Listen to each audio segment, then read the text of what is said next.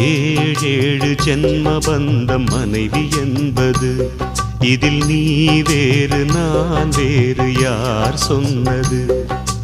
கல்யாணமே ஒரு தெய்வீகமே, சம்சாரமே அதன் சந்தோஷமே, ஒரு வானும் நிலவும் பிரிந்து வாழுமா?